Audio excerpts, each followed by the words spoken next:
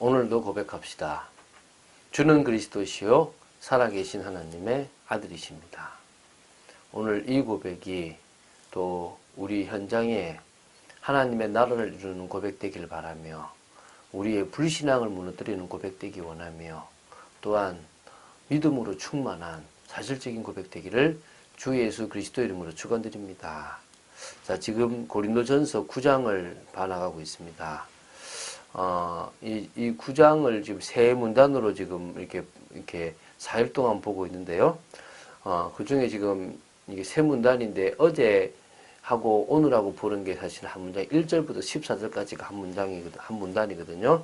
바울은 자신이 사도로서 교회로부터 부양을 받을 권리가 있다는 사실과 그럼에도 그 권리를 사용하지 않은 것은 자신에게 있는 자유의 그 절제를 통한 복음에 유익한 것을 찾는 원리라는 겁니다. 지금 복음에 유익한 것, 우상에 바쳐진 재물을 먹어도 되고 먹지 않아도 되는 자유로운 존재지만 복음에 유익하기 때문에 안 먹는다. 그처럼 그 예를 지금 내가 사도로서 나의 권한이 있지만 나는 그 권한을 사용하지 않는다는 것을 지금 강하게 이야기하고 있습니다. 그러니까 당연히 자신이 세운 교회의 성도들로부터 뭘 받았습니까? 물질적 후원을 받을 권한이 당연히 있습니다.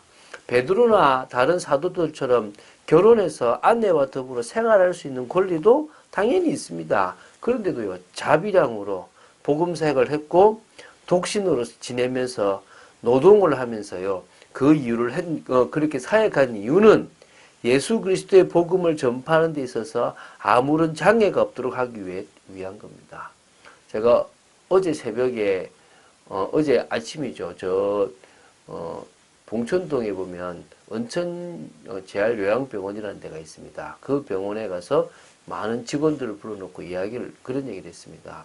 내가 여기 오는데 이 양복 안 입고 체육복 입고 오면 안 되냐? 된다. 그런데 이 복음이 너무 귀하니까 나의 자세가 내가 여러분 앞에 서는 모습이 그것 때문에 이 복음의 귀함이 무너지면 안 되기 때문에 나는 최대한 어떻게 오느냐? 복음에 유익한 그런 모습을 가지고 나는 편하게 올 수도 있지만 이렇게 갇혀 있고 힘들게 입고 오고 이렇게 예의를 지키는 것이다 얘기했거든요.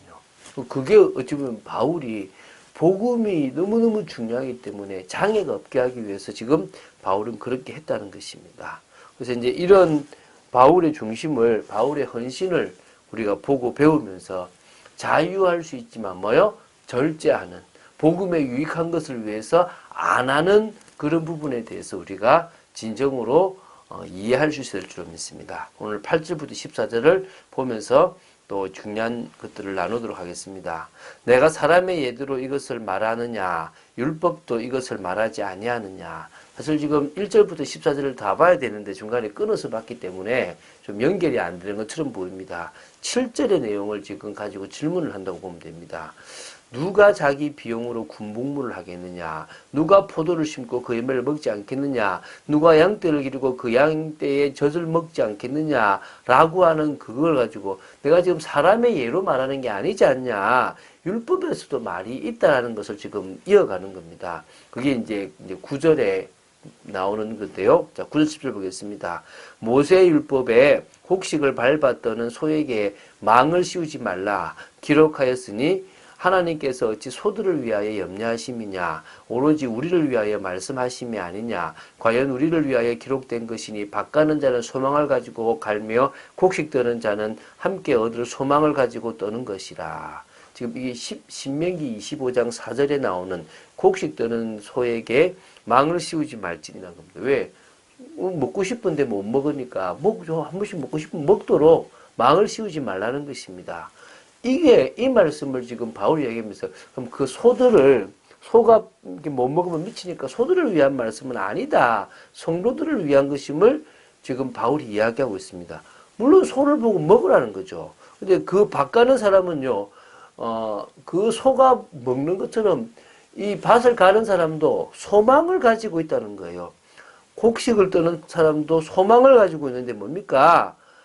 다시 말하면 소도 먹을 양식에 대한 나름대로의 권한이 있는데 하물며 밭을 갈고 씨 뿌리고 떠는 사람이 그 보상의 열매를 받을 권리가 없겠냐? 당연히 일하면서 받는 권한이 있다는 것입니다.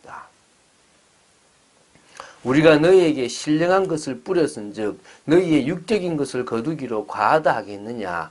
다른 이들도 너희에게 이런 권리를 가졌거든 하물며 우리일까 보냐? 그러나 우리가 이 권리를 쓰지 아니하고 범사에 참는 것은 그리스도의 복음에 아무 장애가 없게 하려 함이로다.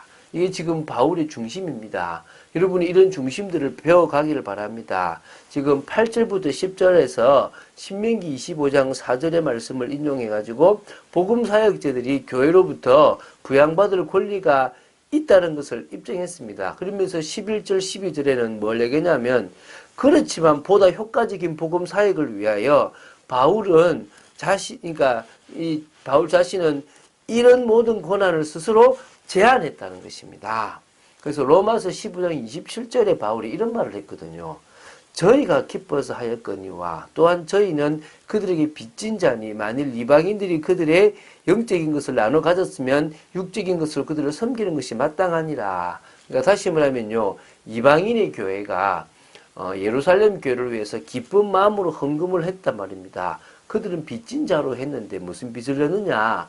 영적인 빚을 나눠 가졌으니까 그 빚을 육적인 것으로 감고 섬기는 것이 마땅하지 않냐라는 이야기를 지금 합니다. 이게 이제 마게도냐 아가야 사람들이 아까 예루살렘 성도들에게 했던 헌금을 이야기하고 있거든요.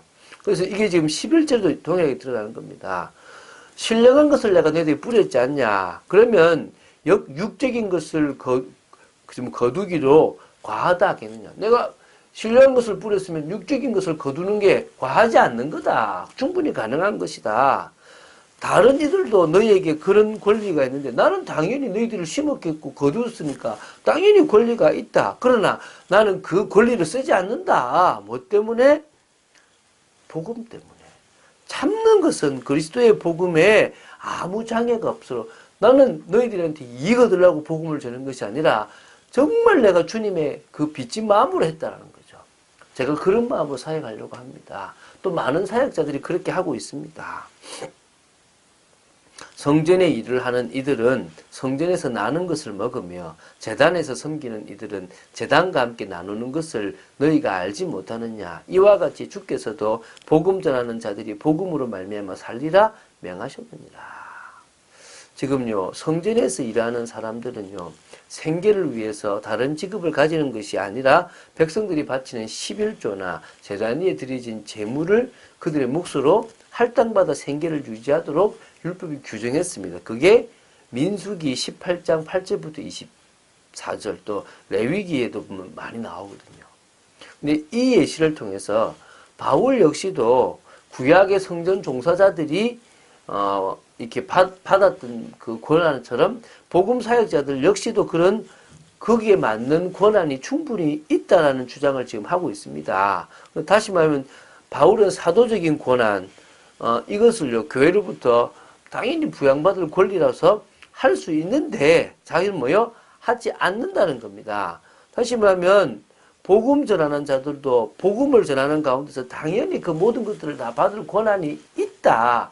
그런데 그걸 자기는 뭐요? 복음 때문에 버렸다. 다시 말하면 우리가 성도로서 가진 뭐든지 다 먹을 수 있는 그 권한을 우리 내려놓을 수 있다는 거죠. 자, 그러면 이게요, 여러분들이요, 정말 복음에 유익한 것을 위해서 자유를 내려놓는 거잖아요. 자, 그 말은요, 왜 그럴 수 있습니까? 궁극적으로 하나님이 책임지십니다. 굳이 우리가 그 권리를 찾을 필요가 없다는 것입니다. 이게 중요한 믿음입니다. 저는 그걸 믿거든요. 내가 주의 일을 하면 주님이 내 일을 하신다. 저는요, 교회를 통해서 응답받는 것도 있지만요, 현장에서 응답받는 것이 참 많습니다. 그런데요, 또, 현장에서 뭐, 예를 들면은, 신방 감사 헌금을 한다. 좀 그분들의 이름으로 교회가 내요. 근데 그분들이 그 헌금을 하면서, 목사님, 이 기름값으로 쓰세요라고 또 하는데도요, 어떤 것은 제가 교회가 내요. 왜입니까? 그분이 헌금을 냈으니까 그건 내가 받아가도 돼요. 왜? 목사님 쓰시라고 했으니까. 그렇지만요. 제가 그걸로 안 받았다니까요. 교회다 냈다니까요. 이유가 뭡니까? 복음에 장애가 없도록. 그분들에게 오해가 없고 다른 사람들이 오해하지 않도록 하기 위해서 낸다니까요. 근데 어떤 분은 봉투를 2개 준비했더라고요. 하나는 교회다 하고. 그래서 감사하다고 또 나보고 쓰라고 주시는구나. 그 제가 썼어요. 그 말은 2개를 준비하란 말이 아닙니다. 믿음으로 하는 겁니다. 중요한 것은요. 성도는 목회자를 섬기려는 중심이 있으면 되고, 목회자는 성도를 정말 사랑과 성실함으로 양육하고 이렇게 또 섬기려고 하면 되는 겁니다. 그럼 갈등이 없습니다. 뭐요? 목사한테 왜 안 해주냐? 이래서 문제가 되고요. 성도인데 목회자가 왜 저러냐? 갈등이 되는 겁니다. 간단한 거 아닙니까? 목회자는 목회자답고 성도는 성도답고 그럼 끝나는 겁니다. 저는요. 교회에서 기도할 때요. 우리 가정 놓고 기도 안 합니다. 왜? 내가 성도 놓고 기도하면 하나님이 나한테 응답하실 거 아니겠냐? 그러면 여러분들은요. 목회자 놓고 기도하십시오. 그러면 하나님이 내 가정을 책임질 거 아니겠냐? 어떤 의미에서는요. 우리가 진짜 믿음을 가지고 있다면요. 넘어서 버릴 수 있다는 겁니다. 이게 기도라니까요. 기도는 내가 불안해서 하는 게 아니고요. 믿기 때문에 하는 겁니다. 하나님을 믿기 때문에 하는 거고 하나님과의 관계가 너무너무 중요하기 때문에 하는 것입니다. 그것이 되어지면 끝나버리는 겁니다. 그러면요. 그 기도를 통하여 참 응답받게 되고요. 변화된 삶을 살아가는 겁니다. 기도로요. 맞춰가는 겁니다. 누구랑요? 하나님이랑. 기도만큼 복음을 누리고 기도만큼 삶을 누리고 기도만큼 하나님의 능력을 누리는 게 없습니다. 그 축복을 누리는 여러분 되시기를 주 예수 그리스도 이름으로 축원드립니다. 주는 그리스도시요 살아계신 하나님의 아들심을 고백합니다.